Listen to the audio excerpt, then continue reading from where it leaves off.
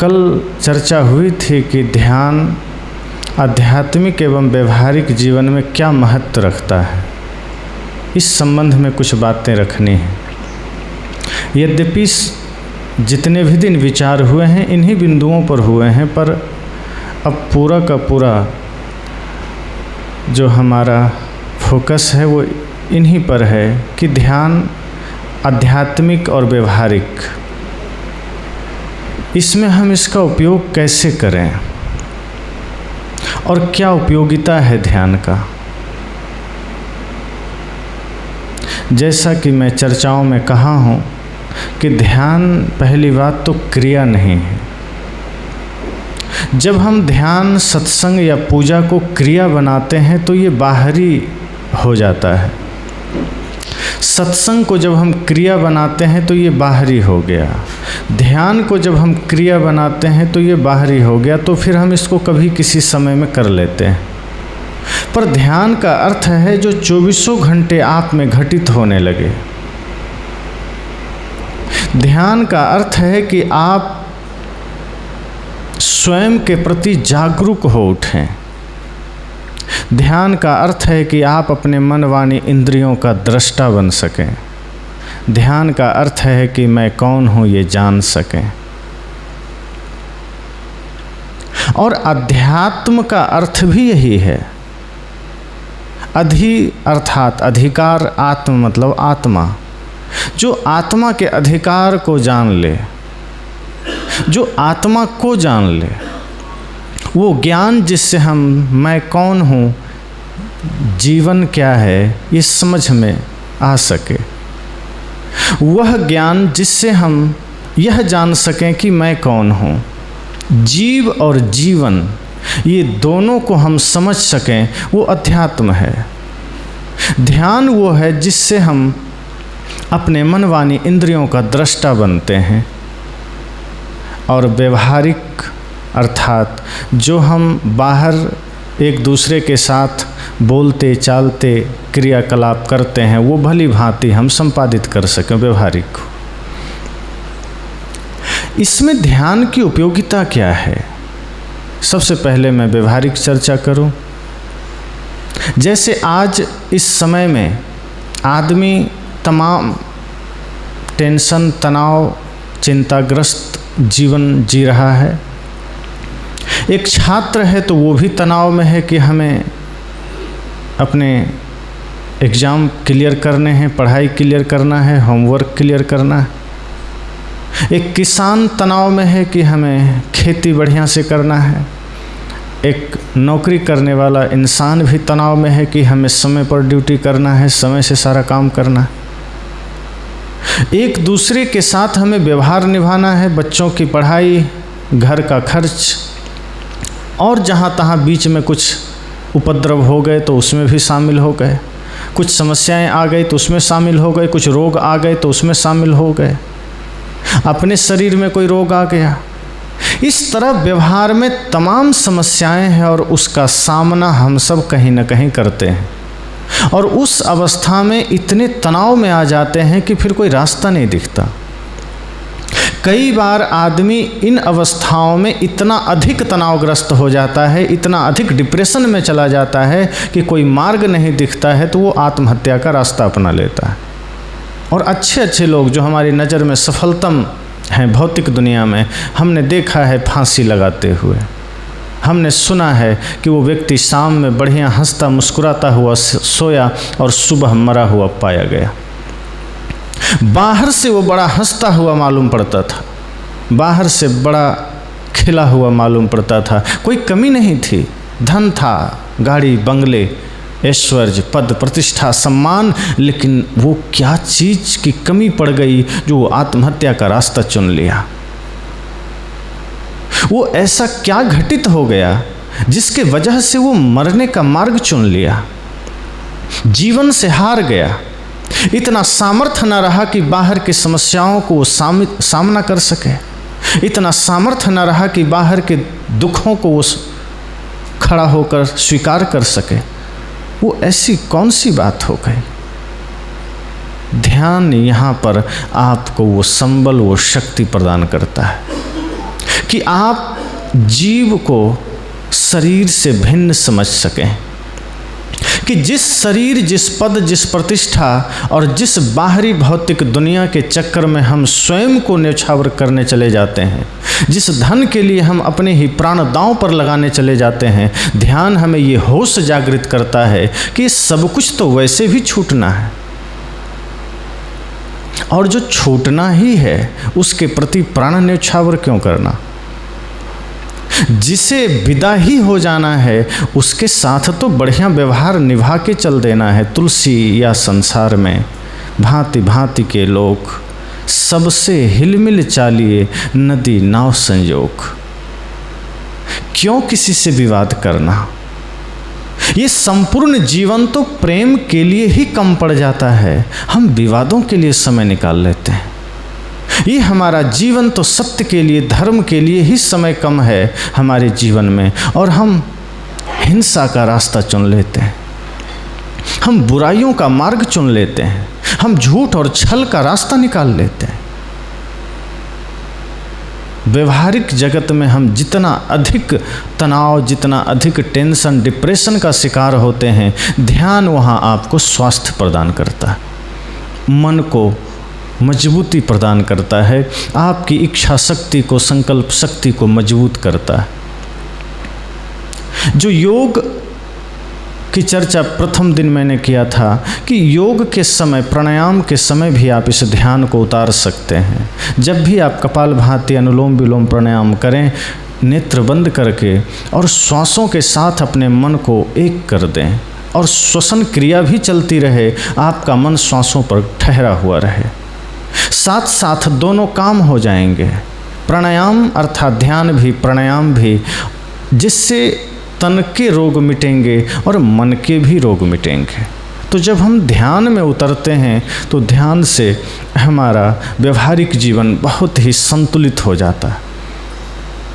फिर हम जो कुछ जैसा है वैसा देखना जान लेते हैं, वैसा व्यवहार करना जान लेते हैं। फिर हमसे त्रुटि नहीं होती, हम सावधान हो जाते हैं, हम होश में हो जाते हैं। लोगों से कैसा बोलना है कि विवाद ना हो, कैसा व्यवहार करना है कि कोई त्रुटि ना हो, खाने पीने से लेकर के बोलने चालने, सब कुछ हमारा सम्यक हो जाता है, संतुलित हो जाता है। एक सुलझा हुआ आदमी पूरे समाज को बहुत अच्छा रास्ता दे सकता है, बहुत अच्छी दिशा दे सकता है, और यदि उलझा हुआ आदमी है तो वो अपने घर को भी बिगाड़ देता है।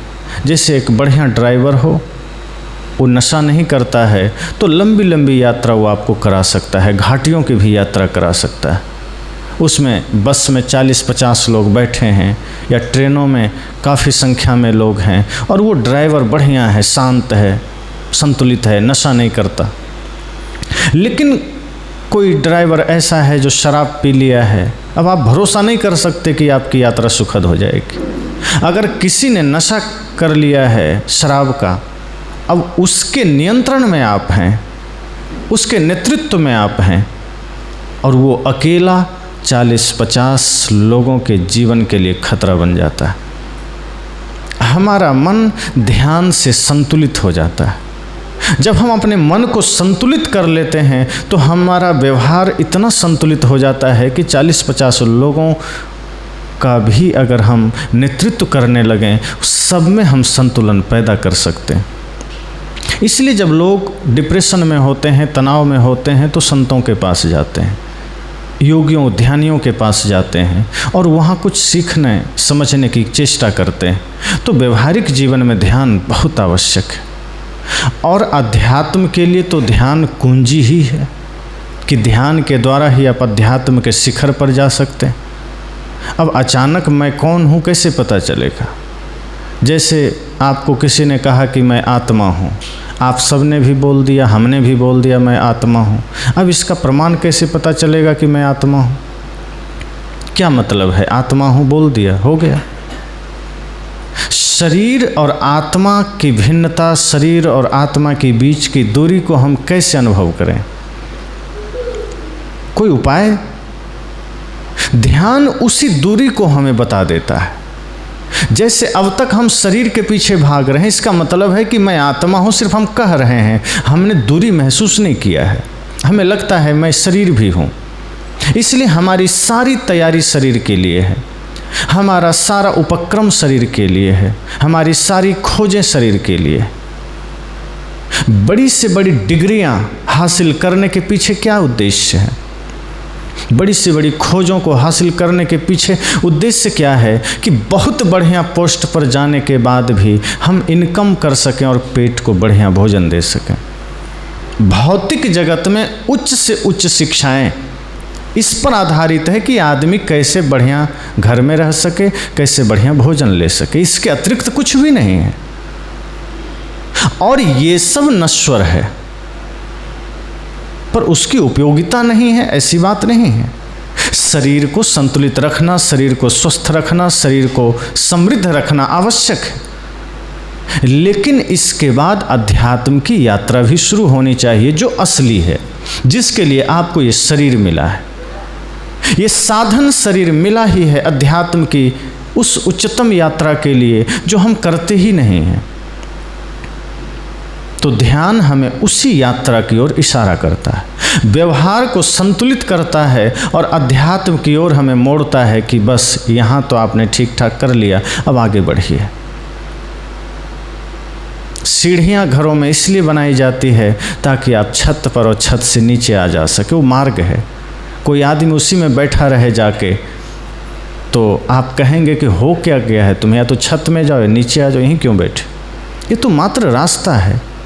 आप नदियों पर पुल बनाते हैं, अब कोई आदमी वहीं जाके डेरा डाल दे कि बस मेरे तो जम गया यहीं, तो लोग उसे हटा देंगे कि नहीं, ये मात्र सेतु है, इस पार से उस पार, उस पार से इस पार।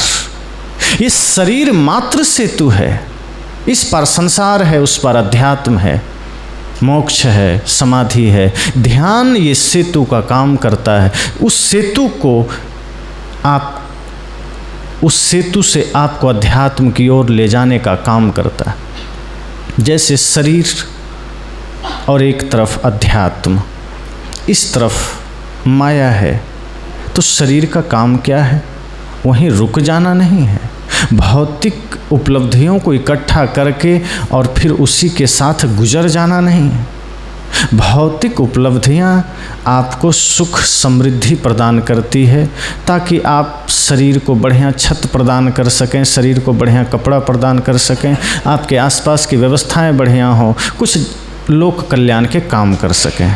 पर अंततः अंतिम परिणति क्या है?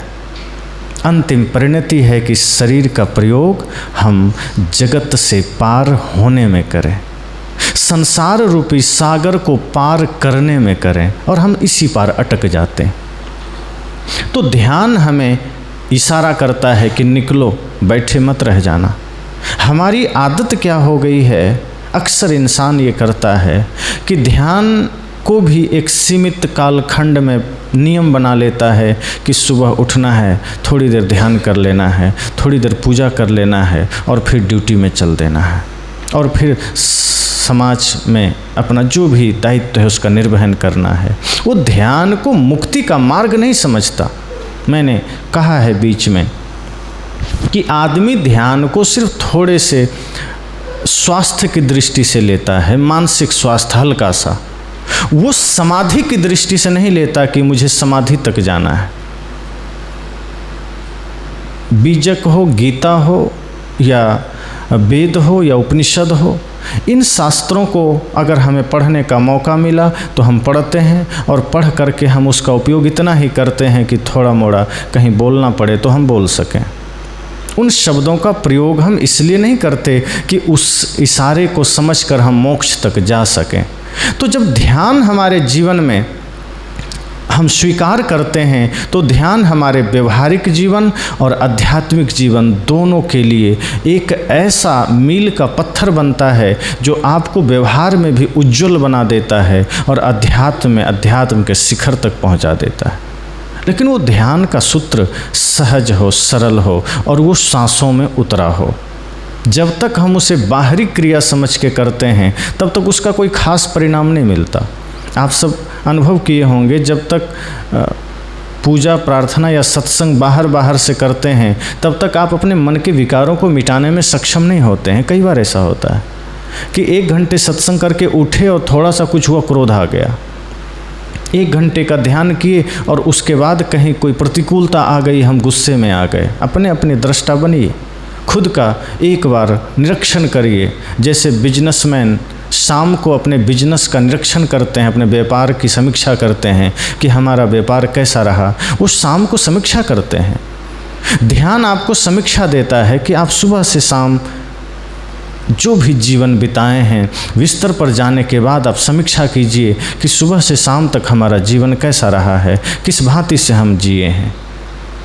जब आप समीक्षा करेंगे तो पाएंगे कि कितना ज़्यादा हमने इन समयों में, इन अवधियों में विवादों, कुविचारों, तनावों और इस तरह से तमाम बुराइयों को हमने भीतर आने दिया। जैसे आप भोजन करते हैं, आपको भूख लगी है, भोजन किए, आपका पेट भर गया, लेकिन कभी कभी ऐसा होता है, भंडारा है और आपने अधिक तेल का सामान खा लिया, पेट खराब हो गया। तो अगले बार से आप ध्यान रखते हैं कि नहीं, मुझे ज़्यादा तेल का सामान नहीं खाना है। आप ध्यान रखते हैं कि मुझे ज़्यादा उल्टी सीधी चीज़ें नहीं खानी है, सादा संतुलित सुपाच्य आहार लेना है।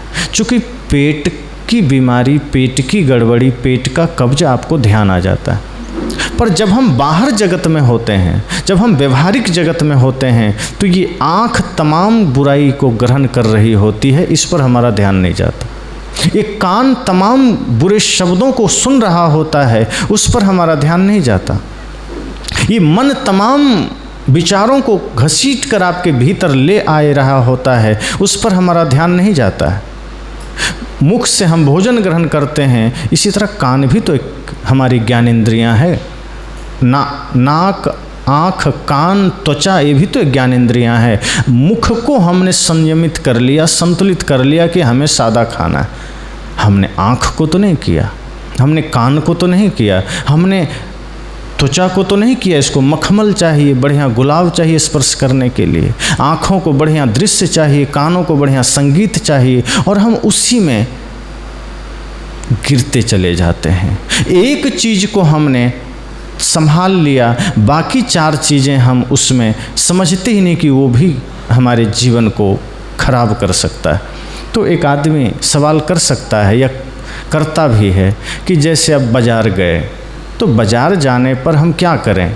तमाम दृश्य हैं, तमाम शब्द हैं, सुनाई पड़ते हैं, सबको लेना पड़ता है, क्या करें? पर आप ज़रा विचार करिए, आप बाज़ार जाते हैं सामान खरीदने, आपको कपड़ा खरीदना है। कपड़े के दुकान के अगल बगल सब्जी का भी दुकान है, मछली का भी दुकान है, जूते का भी दुकान है। अब आप दुकान गए हैं, किस लक्ष्य से? बाज़ार गए हैं कपड़ा खरीदने। अब आप देख रहे हैं कि जो कपड़ा मुझे लेना है उसके आसपास जूते, सब्जी, मछली के भी दुकान हैं, तो आप क्या करेंगे कि कपड़ा तो लेंगे ही लेंगे। अब क्या करें, अगल बगल इन सब की भी दुकान है, लेनी पड़ेगी, तो आप सब कुछ खरीद के ले आएंगे क्या? आप वहाँ विवेक करते हैं कि नहीं, अगल बगल वाले से मुझे कोई लेना देना नहीं, मुझे कपड़ा लेना है।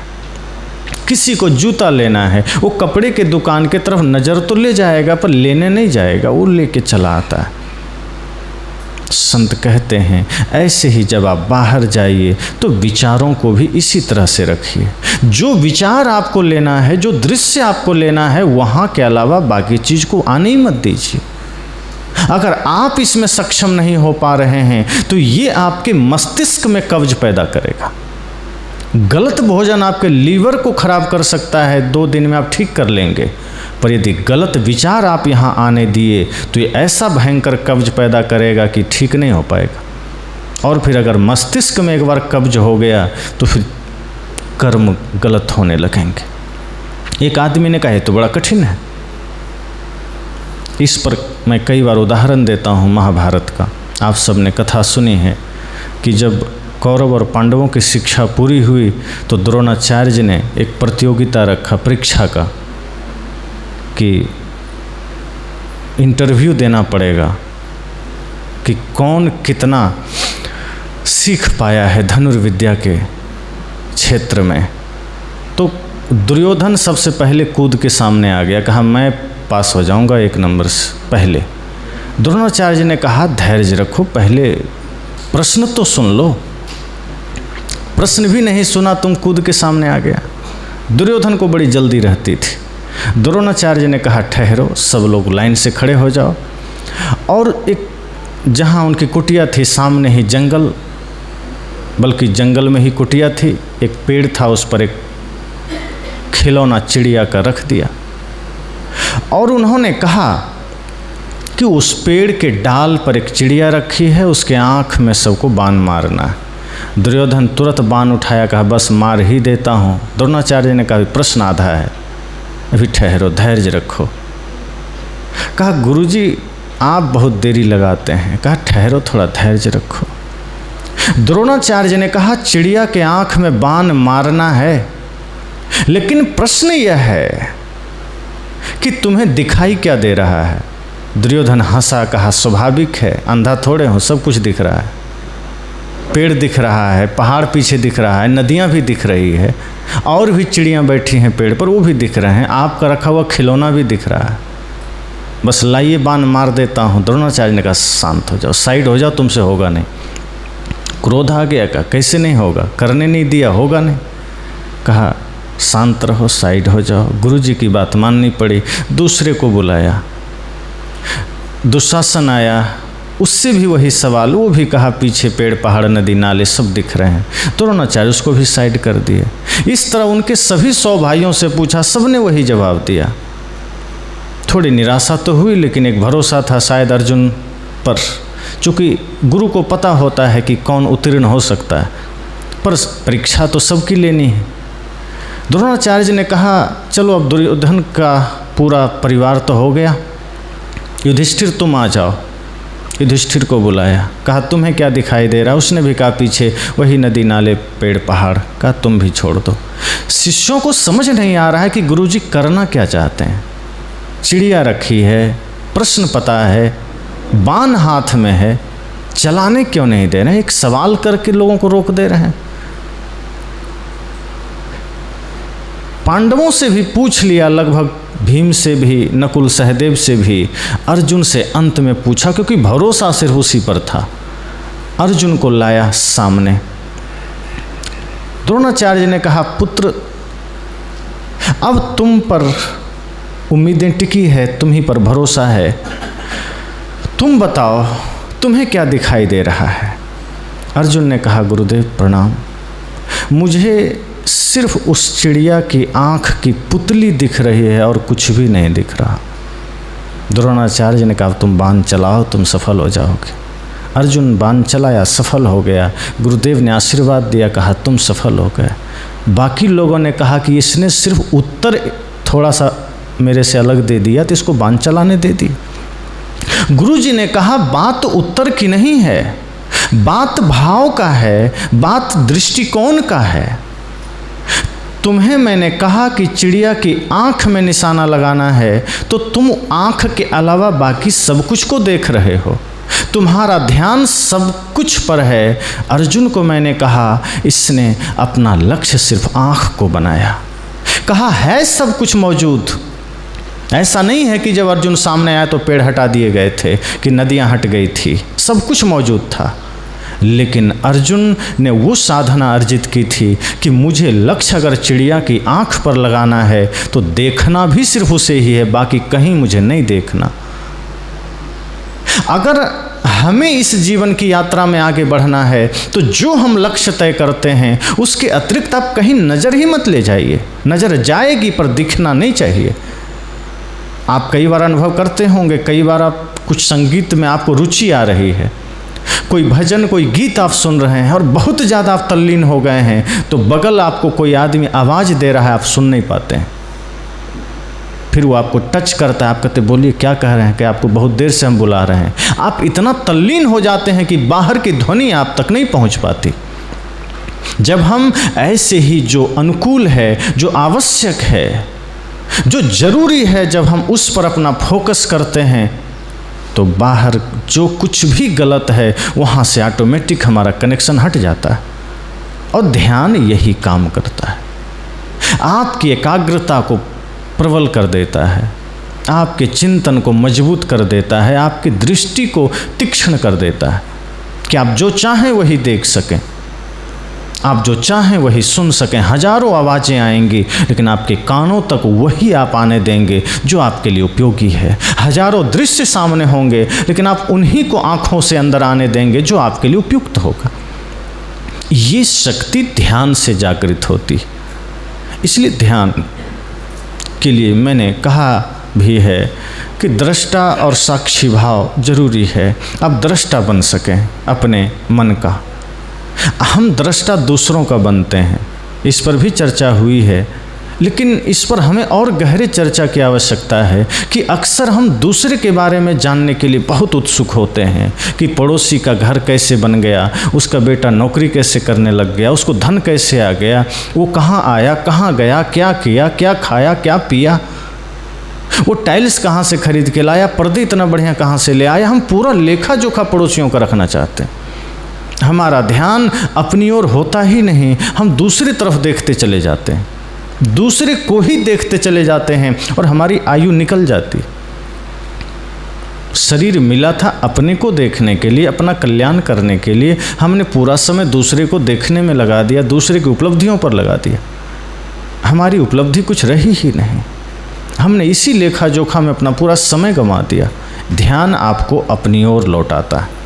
ध्यान कहता है बाहर क्या देखना, वो तो हजारों बार, सैकड़ों बार, असंख्यों बार आप देख चुके हैं। जब जब जन्म लेके धरती पर आए हैं आप संसार ही तो देखे हैं और फिर वही संसार देखेंगे तो मोक्ष कहाँ से घटित होगा। इसलिए अब तो लौटिए स्वयं की ओर, अब तो आइए भीतर जहाँ अनंत शांति है, अनंत सुख है। उसे हम सीमाओं में नहीं बांध सकते, इसलिए हम अनंत कह देते हैं। इतनी ज़्यादा शांति। तो जब हम भीतर लौटते हैं तो फिर इसमें सहायक ध्यान बनता है। इसलिए ध्यान की बात आध्यात्मिक रूप से बहुत ज़्यादा है, क्योंकि ध्यान, जब हम ध्यान में उतरते हैं तो ध्यान हमें बाहर के जगत से हमें संपर्क काट देता है। जब हम शब्दों में उतरते हैं तो हमें संसार से संबंध जोड़ देता है, लेकिन जब हम ध्यान में उतरते हैं तो भीतर से संबंध जोड़ देता है, जहाँ जुड़ना चाहिए। और जो व्यक्ति भीतर उतर आता है वो बाहर के लिए भी बड़ा ही कल्याणकारी बन जाता है। मैंने कहा कि जो ध्यान में गहरे उतर जाता है वो कल्याणकारी बन जाता है, वो समाज के लिए आदर्श बन जाता है, वो तपस्वी बन जाता है। और जो भीतर गहरे नहीं उतर पाया वो फिर प्रपंचों में जीता है, वो चुगली में जीता है। सत्संग चल रहा है बाहर बाहर, ध्यान चल रहा है बाहर बाहर, और हमें मौका मिला हम किसी की निंदा में लग गए, मौका मिला हम किसी की शिकायत में लग गए, मौका मिला हम अपनी उपलब्धियां गिनाने में लग गए, उन्हीं बाह्य क्रियाकलापों में लग गए। बाहर की खूबसूरती कैसे बढ़ानी है हम उसमें लग गए। हमें ये ध्यान होता है घर को हम कितना खूबसूरत बना सकें।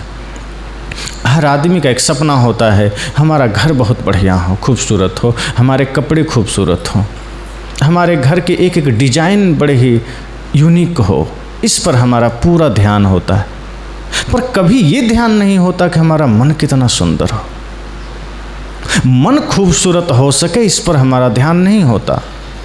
एक व्यक्ति राम जी के पीछे दौड़ा चला जा रहा था, राम की पूजा करता था, उपासना करता था, तो पीछे पीछे दौड़ रहा था।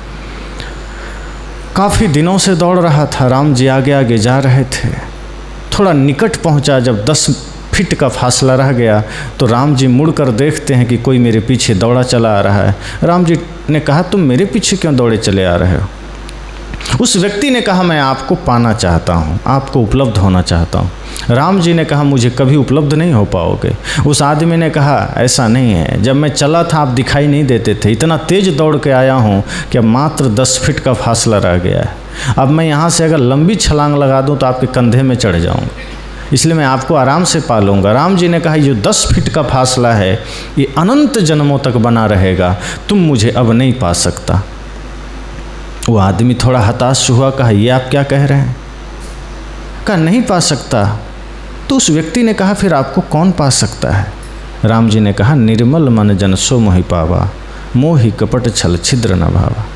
कहा तुम मुझे पाना चाहते हो, मन को निर्मल कर लो, मन को पवित्र कर लो, मेरे पीछे भागने की जरूरत नहीं है, तुम मन को निर्मल कर लो, वहीं राम उपलब्ध है। भगवान के पीछे भागने की जरूरत नहीं है, मंदिरों में जाने की जरूरत नहीं है। मन निर्मल हो जाए, मन सुंदर हो जाए। अभी हमने बाहर की सुंदरता का ध्यान रखा है, अभी हमने शरीर की सुंदरता का ध्यान रखा है, मन हमारा गंदा बना है। जब हम नए घर में प्रवेश करते हैं, नए समाज में प्रवेश करते हैं, तो हम गौरवान्वित होते हैं कि ये मेरा नया घर है, पर हमने कभी चेष्टा नहीं की कि नए घर के साथ साथ हमारा मन भी नया हो। वो पुराना मन जो विवादों के साथ चल रहा था, वो पुराना मन जो झगड़े का कारण बन रहा था, वो पुराना मन जो आपके घर परिवार को उथल पुथल कर रहा था, हम उसका त्याग नहीं कर पाते, हम गंदा मन लिए चले जाते हैं। राम जी ने कहा पवित्र मन बना लो, दौड़ने की आवश्यकता नहीं है। और सदगुरु कबीर ने तो कहा ही है, यह मन तो शीतल भया जैसे गंगा नीर, पीछे पीछे हरि फिरे कहत कबीर कबीर। वे तो कहते हैं आपने अगर अपने मन को निर्मल कर लिया, पवित्र कर लिया, शीतल कर लिया गंगा की तरह, तो क्या होगा, फिर आपको भगवान के पीछे नहीं भागना है, फिर भगवान आपके पीछे भागेंगे। क्यों जाना भगवान के पीछे? पर हम मन को ही निर्मल नहीं कर पाते। ध्यान होता है, सत्संग होता है, पर मन में पुनः पुनः वही विकार जागृत होते हैं। समय आने पर क्रोध कर बैठते हैं, समय आने पर किसी से ईर्ष्या हो जाती है, नफरत हो जाती। ध्यान का परिणाम ये होना चाहिए कि जब ध्यान में आप उतर जाएं तो व्यवहारिक जीवन में आपकी पहचान सच में ध्यानी का हो जाए। लेकिन उल्टा होता है, जो जितना बड़ा ध्यानी वो उतना ज़्यादा क्रोधी हो जाता है, जो जितना बड़ा सत्संगी उतना ज़्यादा घमंडी हो जाता है। बिल्कुल विपरीत। ध्यान का अर्थ यह है कि विनम्रता के शिखर पर खड़े हो जाएं। ध्यान का अर्थ यह है कि आप प्रेम के पराकाष्ठा पर खड़े हो जाएं। ध्यान का अर्थ यह है कि सत्य का दिया भीतर जल उठे। ध्यान का अर्थ यह है कि अहिंसा के दीप जल उठे। होता उल्टा है। ध्यान करते हैं, सत्संग करते हैं, परिणाम उल्टा आता है। बाहरी सुंदरता, बाहरी ऐश्वर्य का पूरा ख्याल रखते हैं, पर भीतर का ख्याल नहीं आता। कोई आदमी घर से बाहर निकल रहा होता है, कभी जाना हो कभी बाहर, तो जब तक वो घर में है तो साधारण कपड़े में है, कोई कपड़ा फटा भी है तो ज़्यादा चिंता नहीं है, नंगे पैर है, एक गमछी पहना हुआ है, बाल बिखरे हुए हैं, बैठा है, कोई बात नहीं, उसे कोई फिक्र नहीं है। लेकिन कहीं बाहर निकलना हो तो वो दर्पण के सामने जाके चेहरा देखता है, ठीक है कि नहीं, बाल ठीक है कि नहीं, कपड़े चेंज करता है, थोड़ा कंघी लगाता है बालों में, बन पड़े तो परफ्यूम भी छिड़क लेता है कि बाहर जाना है। जब तक बैठा था घर में साधारण रूप से था, कोई चिंता नहीं, किसी को दिखाना थोड़े। लेकिन जैसे ही बाहर जाने की बात हुई वो सजावटें शुरू कर देता है, नहीं ज़्यादा तो थोड़ा तो करता ही करता है। बाल ठीक हो गए, कपड़े ठीक हो गए, चप्पल बढ़िया क्वालिटी का पहन लिया, हाथ में मोबाइल लिया, तब निकला। सदगुरु कबीर कहते हैं कोई बात नहीं, मैं नहीं कहता कि आप घर से बाहर निकलिए तो गोबर लगा के निकलिए, बढ़िया है, आप स्वच्छता से निकलिए, बढ़िया कपड़े के साथ निकलिए, लेकिन बाहर के दर्पण में आपने जिस प्रकार अपने तन को देखा है, आंखें बंद कीजिए और ज्ञान के दर्पण में एक बार मन को देखिए कि इस मन में कोई दाग तो नहीं। हम बाहर जा तो रहे हैं, कहीं हमारे मन में कोई विकार तो नहीं है। शरीर में कोई दाग रह जाए तो ज़्यादा चिंता की बात नहीं है। हो सकता है कोई एक आध आदमी कह देगा देखो कैसा है, दाग लगा है, इससे ज़्यादा नहीं होगा कुछ। लेकिन मन में कोई दाग रह गया और आप उसी दाग के साथ बाहर चले गए तो तमाम विवादों को लेके घर लौटेंगे, झगड़े को घर लेकर घर लौटेंगे, कहीं झगड़ा का कारण बन जाएंगे, कहीं विवाद का कारण बन जाएंगे, कहीं असंतुलित होने का कारण बन जाएंगे, कुछ भी उपद्रव का कारण बन सकते हैं। इसलिए संत कहते हैं आप घर से जब बाहर निकलिए तो कपड़े को देखिए, शरीर को देखिए, ठीक है, लेकिन आंखें बंद करके 5 मिनट अपने मन का दृष्टा भी बन जाना कि हमारा मन कोई दाग से पूर्ण तो नहीं है, हमारे मन में कोई कचड़ा तो नहीं है, हमारे विचार में कोई कचड़ा तो नहीं है। ये ध्यान, ये दृष्टि आपको प्रदान करता है। ये ध्यान आपको दृष्टा बनाता है मन का, ये ध्यान आपको दृष्टा बनाता है अपने विचारों का। ध्यान आपको दूसरे का दृष्टा नहीं बनाता है, ध्यान मोड़ता है स्वयं की ओर और भीतर उस अनंत शक्ति को ध्यान जागृत करता है। बच्चों के लिए ध्यान कितना अनिवार्य है, ये जब आप करेंगे तो आपको पता चलेगा। सबके लिए अनिवार्य है। कुछ चीज़ें याद नहीं हो रही है, चूँकि हमारी चेतना शक्ति, हमारी जो याददाश्त है, मेमोरी है, वो कई भागों में बटा है। बहिर्मुख वृत्ति होने के कारण तमाम संसार के प्रवृत्तियों में मन रच रहा है, पच रहा है। हम कुछ पढ़ना चाहते हैं, कुछ ग्रहण करना चाहते हैं, तो हमारी जितनी 100% एनर्जी लगनी चाहिए, जितना हमारा प्रयास 100% होना चाहिए, वो नहीं हो पाता। वो 5 से 10% हो पाता है।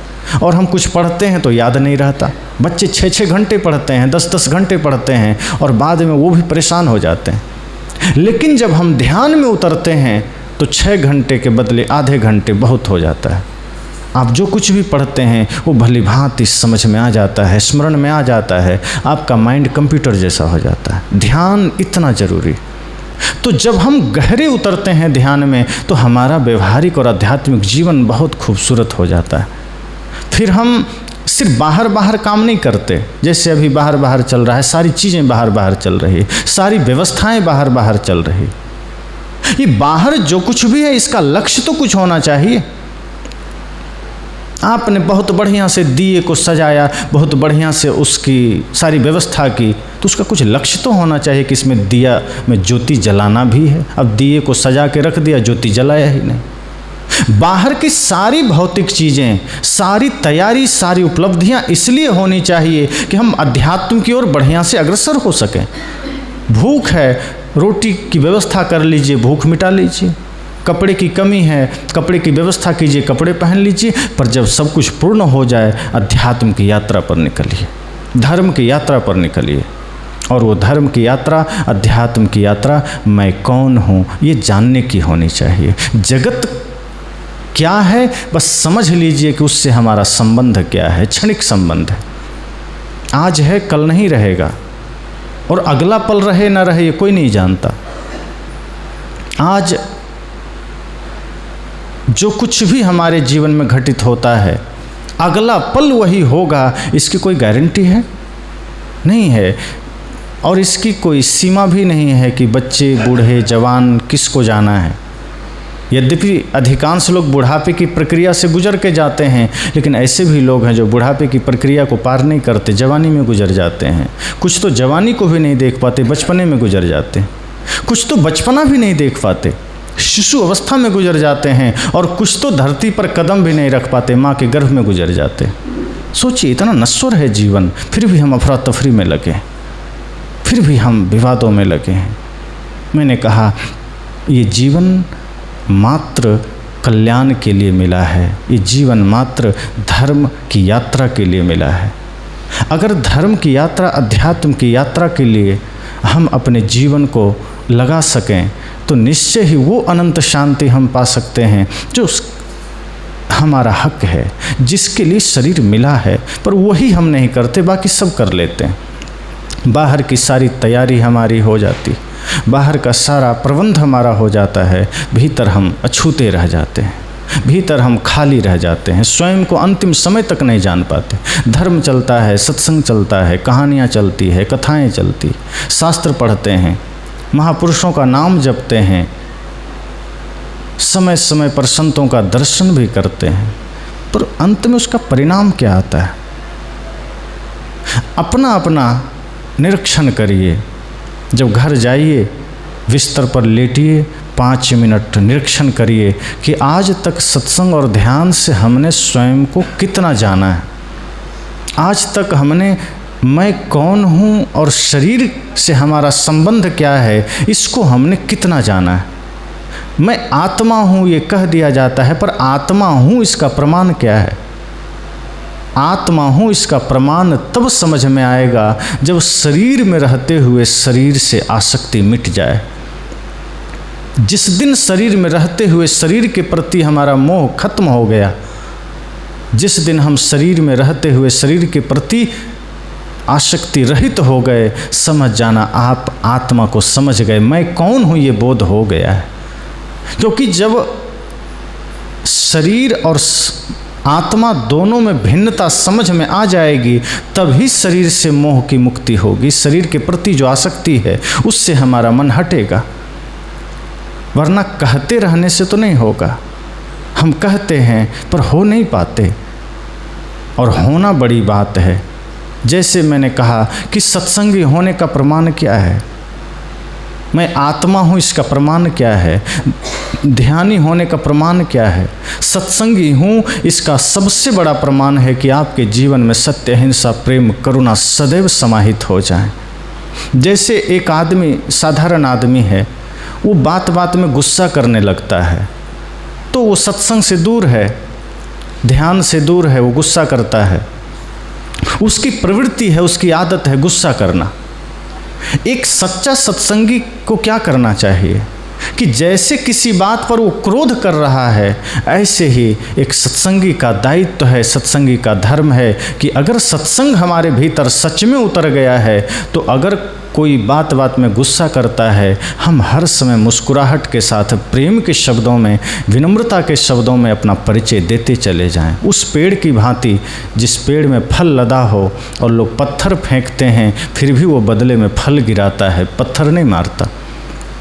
हमारे भीतर अगर सत्संग उतर गया है तो सत्संग के प्रभाव से हमारे भीतर सत्य जागृत हो उठेगा, प्रेम जागृत हो उठेगा। फिर चाहे कोई गाली दे, फिर चाहे कोई आलोचना करे, फिर चाहे जितना परेशान करे, हमारे भीतर से सिर्फ और सिर्फ प्रेम के ही शब्द निकलेंगे, क्रोध तो बिल्कुल नहीं निकलेंगे।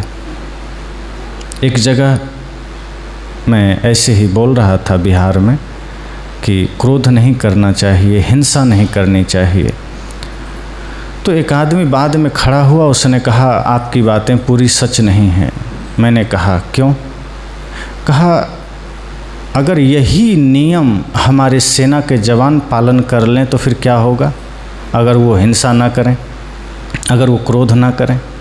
मैंने कहा हमारे संतों ने जब ये कहा है कि क्रोध से मुक्ति, हिंसा से मुक्ति, बुरे विचारों से मुक्ति, तो इसका अर्थ इतना है क्या व्यक्तिगत जीवन में, अपने पारिवारिक जीवन में, अपने व्यवहारिक जीवन में इसका पालन करिए, पर जब बात राष्ट्र की आ जाए तो वहाँ हिंसा धर्म बन जाती है, क्योंकि वहाँ फिर आतंकवादियों को मारना अधर्म नहीं है। अगर हिंसा मात्र पाप होता तो सेना के लोगों को भी फांसी दी जाती कि तुमने क्यों मारा। तो जगह बदलते ही वो चीज़ें बदल जाती है।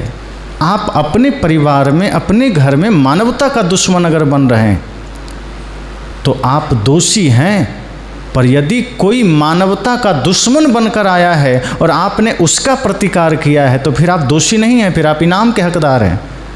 जो व्यक्ति राष्ट्र का दुश्मन है, फिर आपका क्रोध वहाँ अनिवार्य है।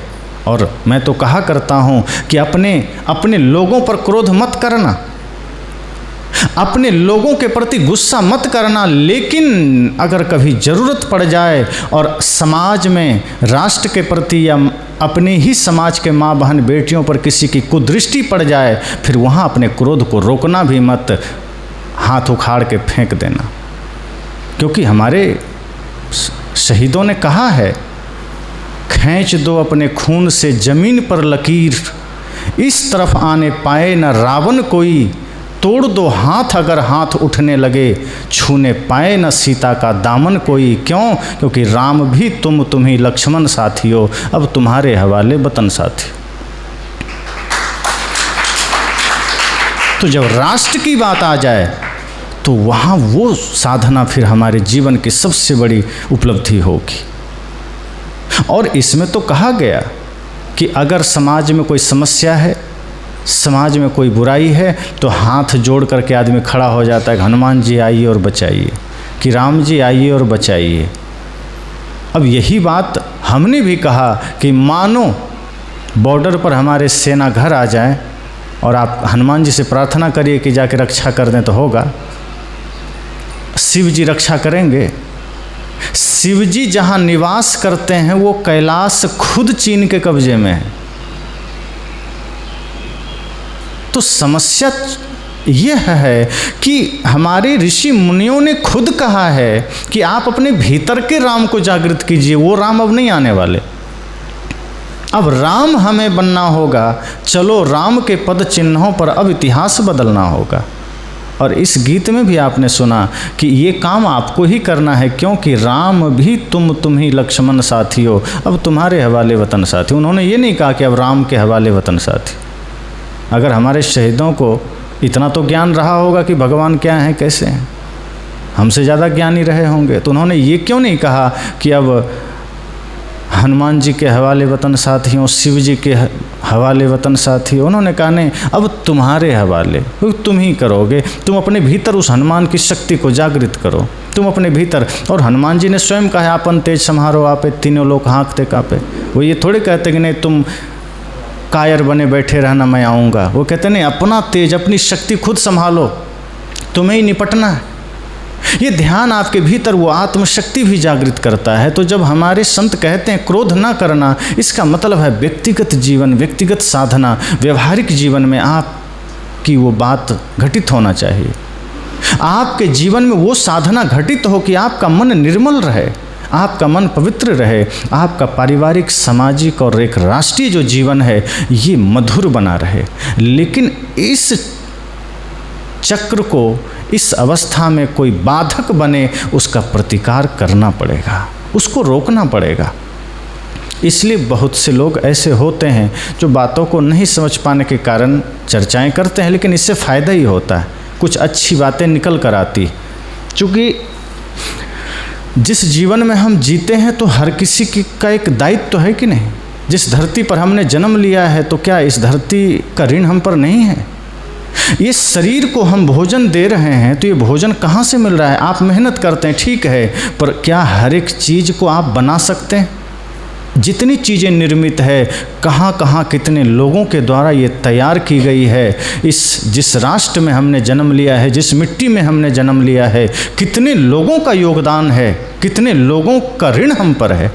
और हम सिर्फ ऐसे ही अफरा तफरी में जी के चले जाना चाहते हैं, उस ऋण को चुकाए बिना। हमें उस ऋण को चुकाना है। इसलिए मैंने कहा ध्यान आपको आत्मशक्ति भी जागृत कर देता है, आपके भीतर आपके मनोबल को जागृत कर देता है, आपके भीतर जिम्मेदारी को जागृत करता है, आपके भीतर आपको एक सच्चा इंसान बना देता है। ध्यान से हम एक सच्चा इंसान बन जाते हैं, और जब हम और गहरे उतरते हैं तो एक साधक बन जाते हैं, और गहरे उतरते हैं तो एक सिद्धात्मा बन जाते हैं, और गहरे उतरते हैं तो स्वयं परमात्मा भी बन जाते हैं। जितना आप इसको पकड़ते जाएंगे, उतने गहरे आप उतरते जाएंगे, उतनी आपकी वृद्धि होती जाएगी।